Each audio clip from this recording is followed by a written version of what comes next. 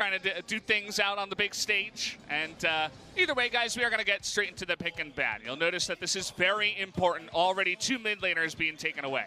And I sat there to you and I said, okay, banning people out. Of course, KT Rolster got to this stage, banning out Blank. And I was like, well, if you're going to ban out someone, surely banning out Yukal, who already, because he's played less games, has had a pretty small effective champion pool, is going to be a very tempting thing for Afreeca Freecs. And the Azir ban towards him, the Ryze ban, is a flex pick for both Afreeca and KT. And look at this, we're definitely Razor focused so far in the bans. 3 mid laners and 280 carries, potentially 380 carries coming from KT. What does it mean for Kai'Sa, who so far is available?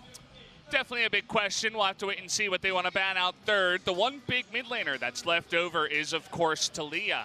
We'll see if they do want to first pick it or if they have a counter pick planned for you, Cal, if he picks that up. Kai'Sa is available and was banned every game on blue side by SKT in the previous series. We know Deft is a great Kai'Sa player in solo queue. Do Afreeca want to first pick Kai'Sa, or will they go for a jungler? There's the full jungle pool available. So many roles at a very high level. They will actually first pick Varus on 8.6. This is very curious because Varus' priority has been very low on the playoffs because, of course, the Rageblade first item build is nerfed for Varus in particular. It feels like you're not as strong if you go down that way. If you're running Rush, you want to find the lead. Hey, Captain Jack, he's in the audience.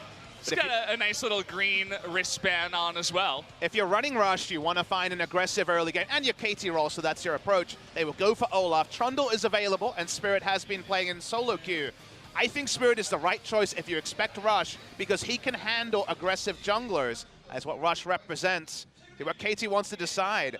They're just going to go for that Taliyah, so you have to say the mid lane focus kind of gets left open, but it does mean they get the Taliyah. They would expect the Taliyah. Well, we see a Cassiopeia. A Cassiopeia Skarner could be considered here. That's a big combo in the EU we saw it last night. But the Trundle will be the 1v1 jungling skirmishing matchup, and maybe where Spirit goes. You have to imagine that he can do it. Spirit can play pretty much anything here, and if you know that Olaf is going to be so big on this patch, you have to know how to play Trundle in the jungle. And we talked about it before. I had my hands up when I saw Varus first pick, but I want to wait and see what the Afreeca coaches have in store because they know what they're doing. I want to see if Afreeca want to pick up the Rakan here. They won't, but Rakan, of course, is a big pick for Tucson. While the Lovers bot lane is often grouped in other regions, we have a lot of star-crossed Lovers, a lot of one team taking Xayah, a lot of one team taking Rakan. Afreeca is a Rakan team because Tucson has been one of our best players in any role this season. He is their initiator from support. He'll be jumping on the Alistar, another big pick for him. So they're going to go for the Varus Alistar in the first round on blue side. KT needing to find a support and AD carry at some point. Notice they will go through the second round and invite more AD carry bans. Seems like Deft is comfortable whichever direction he goes in. We'll see what he can bring out here. I mean, you still have that Kai'Sa available. You have other stuff like Jinx. You know, what exactly is going to make it through the lineup here is the big question. We were talking about the Taliyah. Immediately a counter pick. The LeBlanc gets taken away from Kuro. And Kuro is one of our best LeBlanc players. Plays it into that matchup and a great Taliyah player. So I always circle Taliyah and also the LeBlanc when I'm looking at his champion pool because he plays both sides of the matchup. Been one of our biggest Anivia players as well, but I don't know if he'll want Anivia into the Taliyah. Wait and see. Can be useful against Olaf to split him away from the team. Wait and see what the second ban is. Cassiopeia, again, could be considered. But they just want to ban away the Scion and force Afreeca away from a mid lane Scion. Very early power spike comp. Only one other AD carry ban comes in here. It is going to be the Kog'Maw after all is said and done. Also taking away the Gnar from Smeb in the top lane. So let's see what they want to go for. Hovering a bunch of cool stuff here. Ezreal or Kalista, and the Kalista will be locked in. You think you're going mid-game when you see Taliyah blind and the Olaf as well. So go back to this Kalista comp that is very KT. We criticize recent Kalista picks after the nerfs because you need to make it happen in the team fights. Specifically, your sieging is very poor, even with the Weaver's Wall. It's very hard to pull off, but they're looking for as much early power as possible. See how Afreeca will round out their draft. Seems like it's time for a top laner. Line pick top lane will be Camille. So it seems like KT this time, usually in draft, they want to set up with a bot lane counter pick. They went for the Braum. They knew it was going to be a sound lane into the Alistar. they're leaving things open for Smeb, who might look at this and go back to the Fiora Valdez. It's very possible. Certainly is an option here. It was a matchup we were talking about before the games even started. Currently, Keen is 4-0 on the Camille. They want to go with comfort for this guy who's feeling good on the pick, and immediately a tanker in the mid lane is going to be the Galio here for Kuro. Now, Galio's been falling through picks and bans quite a lot recently because of his mana cost changes. Wasn't picked by SKT in the telecom war. We'll see it here, and we're honestly fighting fire with fire. This is a really exciting draft. On both sides, a lot of early presence. Mab will finally round out with the Gangplank, which is lower priority after we saw Tal punish the Gangplank pick with the Cassiopeia. This time it wasn't a blind pick. It is a farm lane for the GP, and it is a backup global in case Afreeca go for those early playmaking with the Hero's Entrance. It's going to be Spirit's first game on the Trundle. We haven't seen him just yet ever since the regular season, which is before Trundle in the jungle really became a big thing to counter the Olaf. We know that he can play so much. It looks like he's shown up to play today. The last time we saw him, it looked like he had just woken up and jumped into the booth because it was kind of that exhibition match, the 0-2 they had up against KT. But certainly with Rush coming out first and them identifying it, he's got to do his job here so much against that Olaf. And they've also managed to remove the power of the Subjugate from the team comp because they've just gone carries. Gangplank doesn't care about the Subjugate. Braum is the only true tank on the side of KT. On the side of Afreeca, they have very strong skirmishing. They have the global, and the use of the Galio will definitely be closely inspected. So much engage on their side as well, with Varus and Alistair in the support. Whereas KT, they've got scaling in the top side, but also the ability to fight early. So if they can avoid losing on the skirmishes 1v1 between the Trundle and the Olaf, you can see that KT can definitely look to tone it on at 20 minutes, 2 items, and try to roll through. It's what they're all about. They want to be really aggressive in this best of 5 for sure. They want to push their way to that train down to Busan and see if they can actually make it. It's going to be up to Afreeca to be the spoilers. Let's see what they can do. Jumping into game number 1.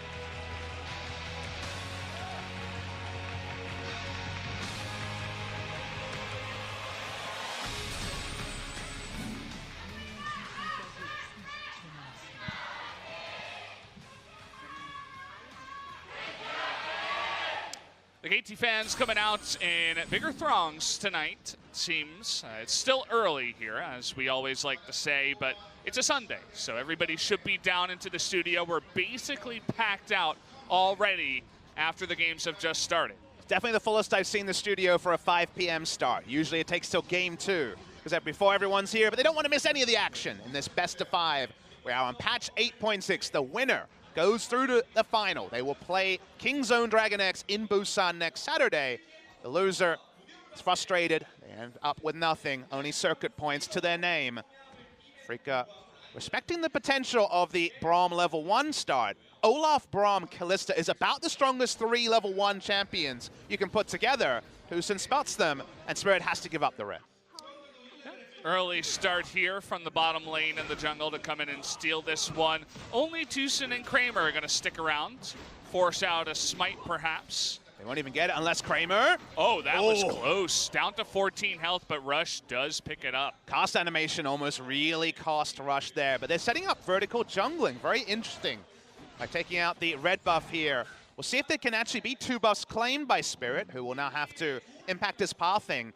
The thing about the Trundle versus Olaf matchup is a lot of the value is out of the pathing from the Trundle. If you know where the Olaf is going to be in counter gank, the pillar basically stuffs any engage before Predator or the Flash is available. But if the pathing is a little bit less predictable, if you're dealing with a 3-buff scenario, if you can't read the pathing of the enemy jungler, it's a lot more tricky. So they're trying to warp the jungle matchup and stop Spirit from just rocking up and winning the 2v2 if he gets the eyes on the Olaf.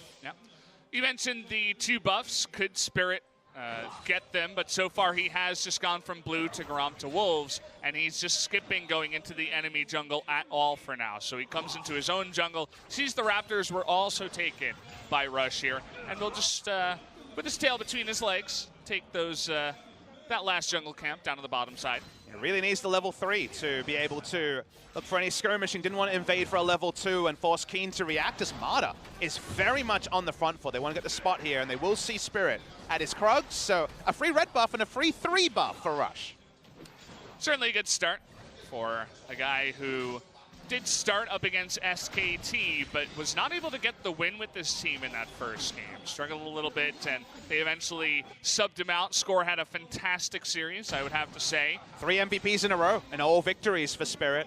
Thing about Rush that I think was lacking in that series that needed some more beta testing was specifically the wards. It felt like the vision game really fell away. We did not see Rush and Mada combining like Score and Mada have traditionally combined. So that's the area he needed to work on.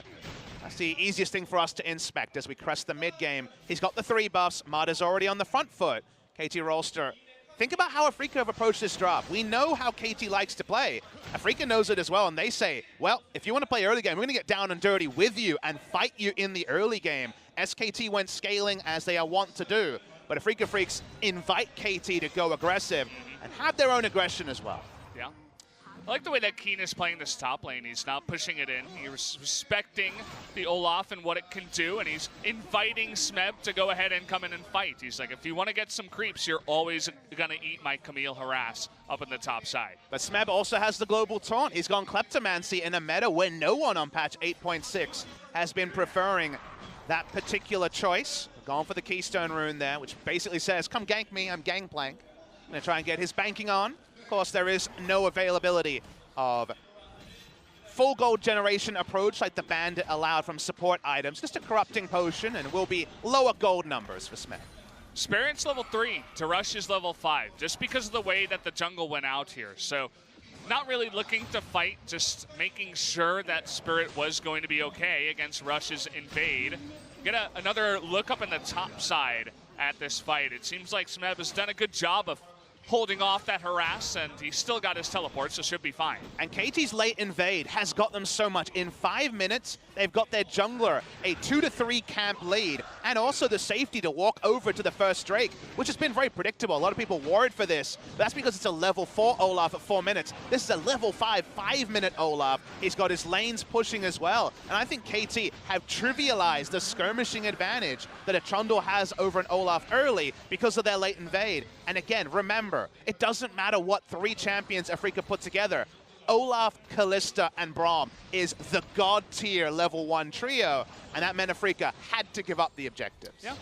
You mentioned predictable. They can't really do much about it. Nope. But Rush did a similar thing on Lee Sin, not with the vertical jungling, but with the very early dragons, especially on red side. Loves to get aggressive with those objectives early on. He's not necessarily looking for the big, flashy kills in the lanes, but he will always do the job in the jungle, getting those objectives for his team. Was a Relic Shield start from Death that was missed in all the action at level 1, so this is what he always does, and he's one of the few people still picking the Kalista. And guys, just to be clear, that's not about the Kalista, it's about her ultimate and what she provides for the support. If you remember, we have seen some exquisite performances from Mada on the Braum. His ability to disengage damage, his use of the Unbreakable. Kalista having the Fate's Call empowers Mada to play more aggressively, be an initiator on a champion usually used for peel. So I'm thinking we're going to see some big stuff from Mada, who has more gold as well. You notice that Keen is looking to get a little bit more aggressive now that he's hit level 6. Obviously, he does have that all-in potential, but look who also has read that as well. It's Rush at level 6 up on the top side. We'll see if Smeb can bait in Keen into an all-in and try to get that kill. Looks like no for now, as Rush is going to back off.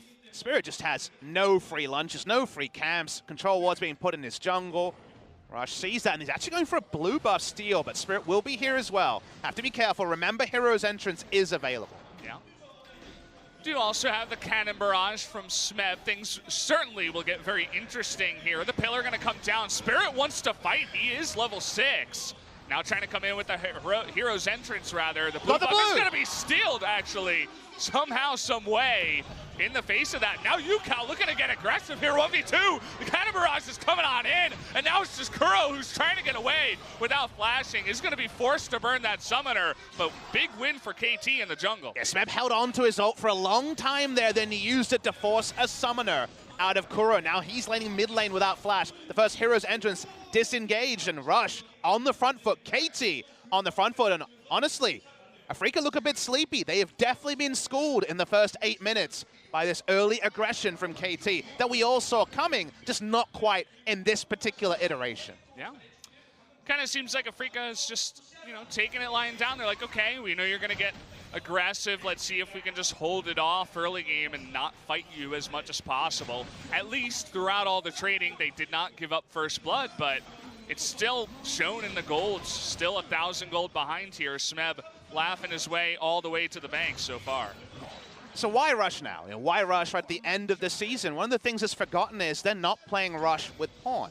They're playing Rush with Yukal. And the reason why they're doing that is that Yukal's laning phase and his lane priority is much better than Pawn's. Pawn would give up CS, he'd be a bit more defensive. Honestly, he'd be very Kuro-esque in how he approaches the lane phase, whereas Yukal is an alpha. We see him invade all the time. He makes solo queue-esque aggressive plays all the time, and that's what you need to allow Rush to play this sort of style. So with this duo, they have the trust in allowing Rush to play super aggressive. The team plays around Yukal, and so far, it has been a pleasure to watch. Certainly is. Another player that we've seen have that kind of solo queue-esque play was Blossom, actually, for SKT. He did a good job of just getting into the face of his opponents, but Yukal is just so much more clean. You know, Blossom had some of those solo queue-esque mistakes as well, whereas Yukal is just looking like he belongs in this very high-tier play so far. A lot of firsts in this particular match. First best of 5 in his career for Keen, who was relegated with every 8 winners, but because of how the promotion relegation tournament works, they actually lost 2-1, 2-1, and went out without playing a best of 5. So it's his first best of 5 in his career. It's also the first best of 5 Afreeca after 5 splits has ever played. Trying to get their first win in the postseason. Playing around Keen is one way to do it. Gangplank is only 4 CS down with Kleptomancy getting his gold on. We give Yukal the pass marks, a great first best of 5. We have to watch Keen today and see if the nerves will settle in. So far, I feel like he's been playing quite well. He's only missed a couple of his abilities, not too much really to talk about. We don't really inspect the first 10 minutes of the Camille GP lane, but over the course of best of 5 nerves, if you can actually push and get a big lead, these are the things to look forward to as the series goes on, because always a lot of layers of things happening in a series, and we don't want to forget that it's a first time for Keen. Yeah. The only other thing I'd say is that Smeb is playing it quite well as well. I mean, he's got wards down. He's very, very conscious of the idea that he could be all in. And the one time that Spirit did try to come up to the top side, he was ready to get that speed boost and get out of dodge. So he's just fine farming. He's very even on the farm. And as we go up to the top side again, he's actually pushing Keen away from the farm in this lane.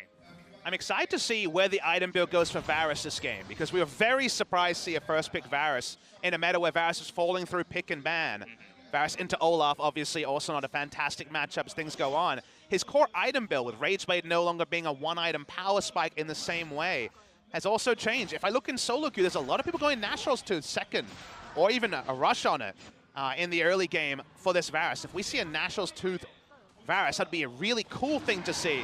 The Rageblade is complete, but apart from double applying his W, it isn't as strong as it was before. Well, this is unfortunate timing for Afreeca. The second they go back, the Ocean Drake does spawn. We talked about how it's not the most valuable Drake, actually the least valuable Drake, you could say, in League of Legends right now compared to the Cloud Drake buff, but it immediately does go over to KT as they stack it. And the next one is going to be Infernal. A bit of an aggression here onto Rush, who's immediately going to pop that back. Tushin getting so low, but is going to survive. Hero's entrance necessary to save his life. Kuro somehow is able to justice punch his way out of there with so many bodies in the way. Thankfully, if he had not gotten out of there, it could have been first blood. And again, we said both teams are fighting fire with fire. Every time someone walks up, you double check, you spit take, and you say, wait, who's the one who's looking for this? KT thought about the re-engage, did not want to go into area that is no longer warded. The Olaf was a bit up front, and of course could have been pincered by the pillar and had to flash. So in the end, a couple of ults used, everyone backs away. Normalcy remains, a 2,000 gold lead, and 2 Drakes for the side of KT. Yeah, certainly feels like normalcy for KT, who have some pretty insane goal difference numbers at 15. I think second in the league, probably behind Kingzone, which of course does make sense. It is Kingzone. These two teams fighting for a chance to play against that team in the Busan finals. So far, KT looking a bit more impressive, but it's still very early on in the series. Only 13 minutes into game number 1. Again, all you can really say about this series is that KT drafted super lane priority, played around it really well in the early game to set up Rush for a big lead, and got the Drakes they were set up to do. That is all that's been written for 13 minutes. The game could turn around 20, but they found a bigger lead than you'd expect because Afreeca didn't go full scaling. They did opt into some great early game options. We're just surprised by how well KT pulled off a draft that's very common for them. So guys, we have a new thing here at SpoTV, just taking a look at the timing on the item builds between the two players.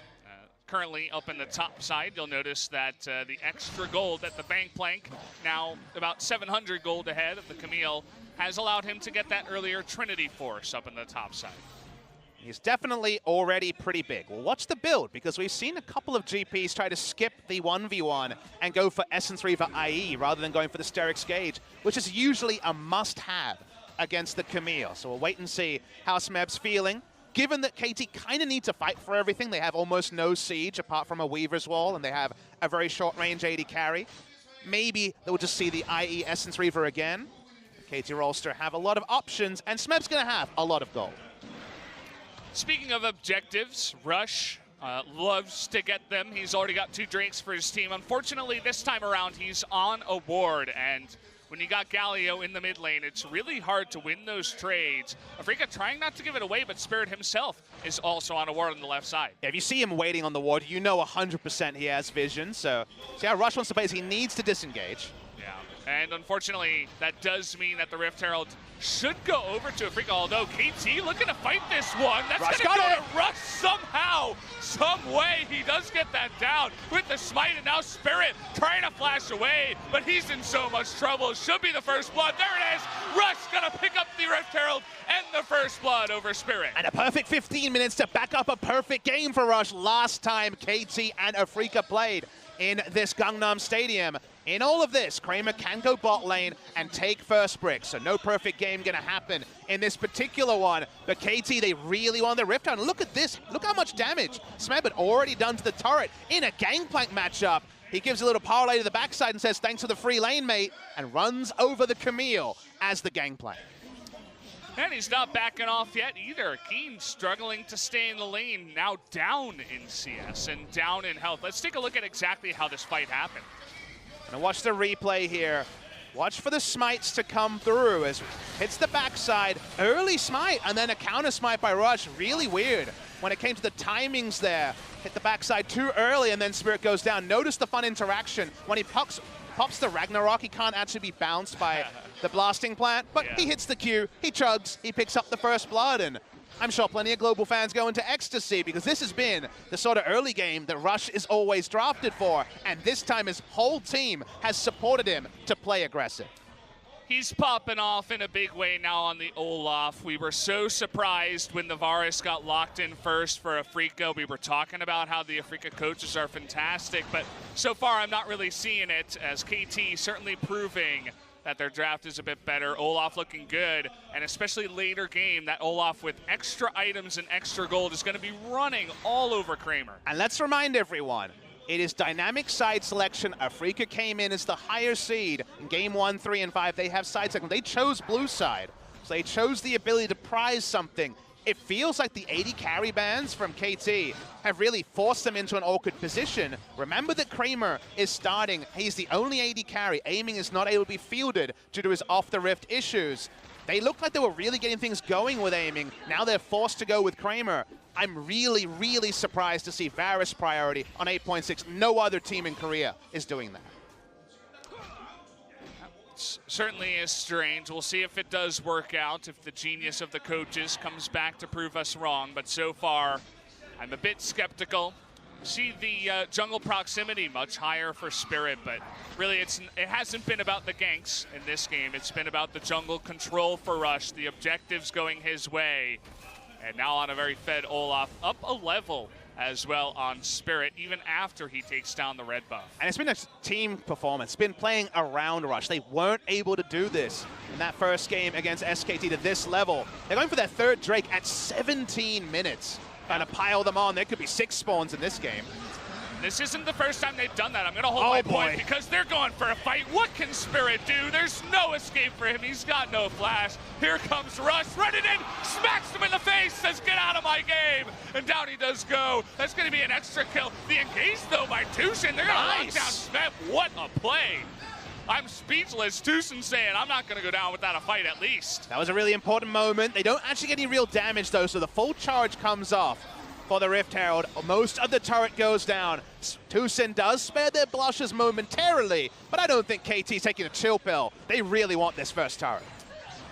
That was pretty intense. These two teams certainly come into play tonight, as we have seen so far, but this is the same thing we saw in Game 2 of KT versus Afreeca. You have a very aggressive early game jungle. That time it was Lee Sin. This time it's Olaf that's ahead. And you have the Kalista. There's no way to go in there and challenge, and then they get themselves into a bad position. Also notice that Smeb had walked down, and there was no Camille available. This was a 5v4. Very early, easy kill. And actually the counter kill has almost nothing to do with the Camille, because after the flash headbutt, Hextech ultimatum useful, but you can see from the CC bar that he was definitely going to die, even if they didn't invest that. They get a counter kill, and look at this Kramer build. Very interesting. He's going for IE after the Rage Blade. So once you get the early magic damage, the Phantom on hit from the Devourer passive once you get the 6 stacks, and then going straight into the Infinity Edge. So it's going to be a more standard build eventually. We'll see if he can get there, though, as KT is certainly looking to pressure as much as possible here. Already 2-0 now is Rush, has picked up the Deadsman Plate, his favorite item. What I'll say about this build is that for the first 5 autos, it's actually really, really weak. You won't have critical strike or attack speed to synergize until very late in the build. Once you have the 6 stacks, you do a lot of damage, but there's no front line for him to auto. If you see this Varus against 3 tanks, he just autos the tank who doesn't care 5 times, then he's doing damage. Because there's so much damage inside of KT, I can't see him actually getting the free 6 autos to get the full value out of the Rage Blade IE when it's complete. Yeah.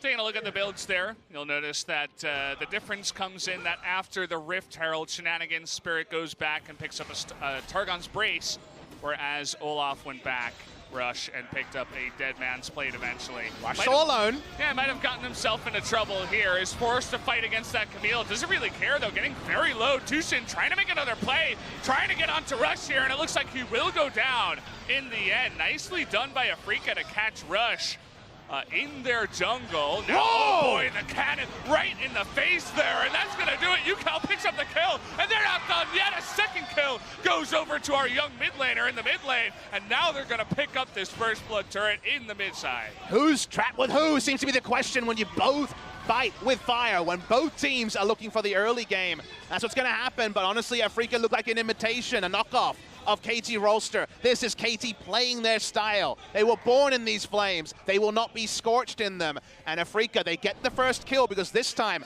their top laner is grouped first, but the turnaround comes because there's just so much damage already on the side of KT.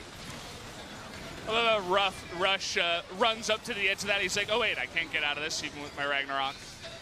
And like the turnarounds here from KT. Yeah, what I want you to watch is that this is because Camille is grouped. Then Smeb walks in. He's already shoved. He walks up. Seismic shove positioning. Wonderful. They're happy to go in. They have so much damage this early that while Afreeca got the little heads-up play, while Rush was too far advanced, that is something for him to VOD review and be a little bit more conservative on. Didn't really need the Raptors at 20 minutes into the game. The follow-on effect is what you expect, and that's why KT didn't really, start licking over their bruises. They just kept going. They knew there was more good things to find.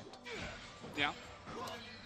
Yukal's Talia has been popping off in a big way. You notice that the most damage goes to Smeb.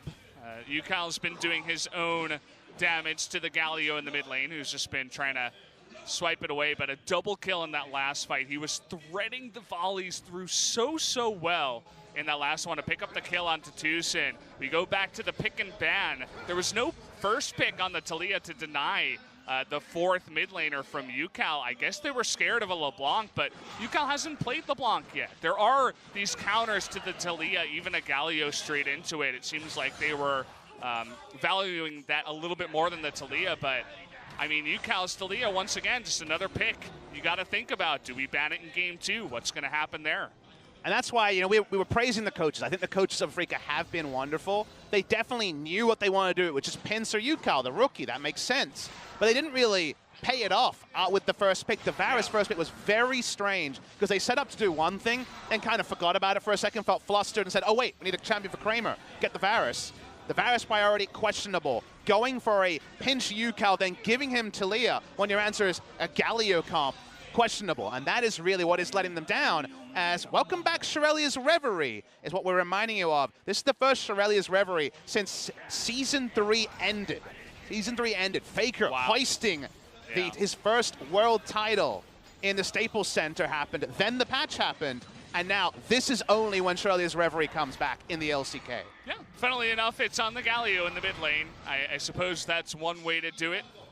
You would think of it as perhaps an item that Tucson would pick up, but Kuro, after his Route of Ages, gonna take a small step back on the AP, build that team item. Do have another Infernal Drake, but this time, finally, KT is not fully set up for it. I say that, but now the Weaver's Wall gonna come in. They're trying to get flash on Kramer. Look at this! He's just dead. Where'd he go?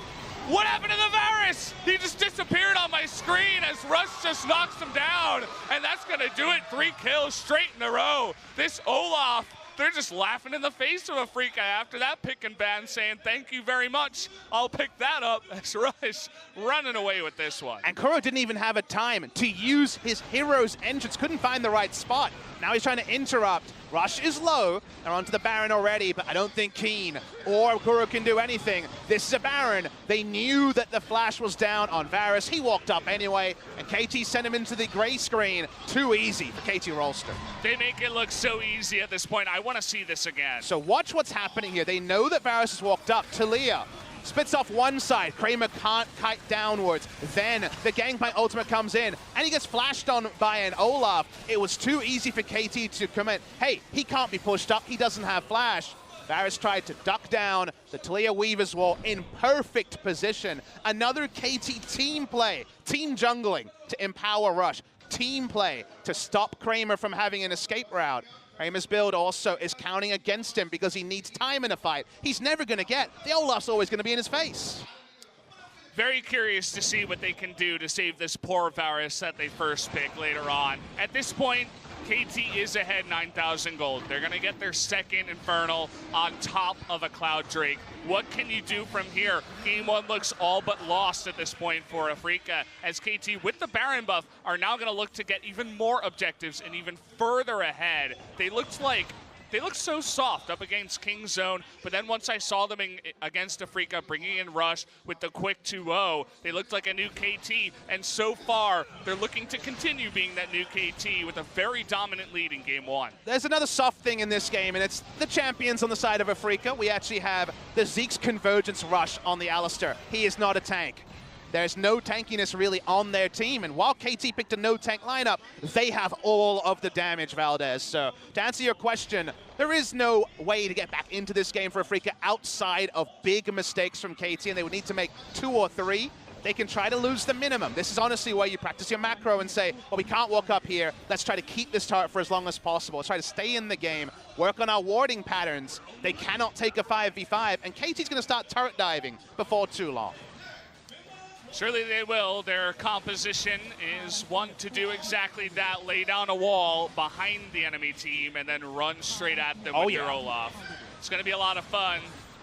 They don't necessarily need the Shirelias themselves. They're going to try to all in here onto UCal. That damage coming in, and finally they do get him down here. Keen even is going to survive in the back line, but look at Death just totally alone. Smeb just in the backside. assassinates the Varus. Look at him going in the back line with the barrels. Tushin gets a little bit too low. KT way too far ahead at this point. Another kill gonna go over. Kuro trying to do his best, but he gets taken out. That's gonna be the ace, and it should be game number 1 going over to KT. And this is what happens against KT. You know they'll make a mistake. Yukal walks up, doesn't matter, dies with his summoners up, but they're so far ahead. They went for early game. They were ready for it. They're dancing in their base at 27 minutes. It's a pre-30-minute win for KT Rolster. The kind boy has got a huge smile on his face. I hope all of Twitch chat does as well, because KT Rolster come out and send a message in game number 1, 27 minutes to take it in very dominant fashion. And that's what happens when you get down and dirty with KT Rolster in the early game. You better be ready, and 2 weeks was not enough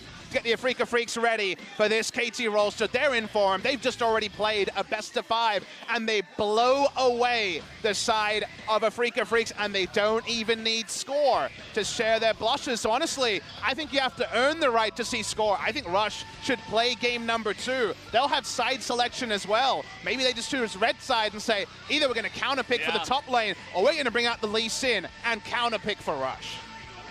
Definitely have to agree with you. You mentioned how Afreeca looked sleepy in their 0-2 loss against KT. Well, they looked even sleepier here in game 1 in the playoffs. They need to wake up. Something needs to change. Is it going to be Spirit in the jungle? Perhaps that's one way to do it. It's not all his fault, though. KT played a fantastic team game across the Rift. It's going to be hard to stand up to them in game 2. They might as well get in a flying V and start going for some Mighty Ducks references. Such a great team game. It doesn't matter if Yukal dies. Deft has hit his items. Smeb is a monster. Watch how Smeb approached this fight. He's like, there's 4 guys. I'm going to assassinate Kramer under the enemy turret because I'm Gangplank with Kleptomancy. And one came top lane. He's 2 levels above Keen. Everyone is squishy to Smeb. He's the tank of this game, and he tanks down the man trying to be the next Smeb. Keen not good enough here. Afreeca Freecs not good enough to put a dent in KT. Certainly an explosive start to this best-of-5 between KT and Afreeca. Lots of things to talk about for Afreeca, certainly. KT leaving the booths with their head held high, feeling like the champions already, but they got to win 2 more to go down to Busan. We'll see if they can actually do it here. As guys, we're readying ourselves for a break between these 2 games. We'll see you in just a moment for game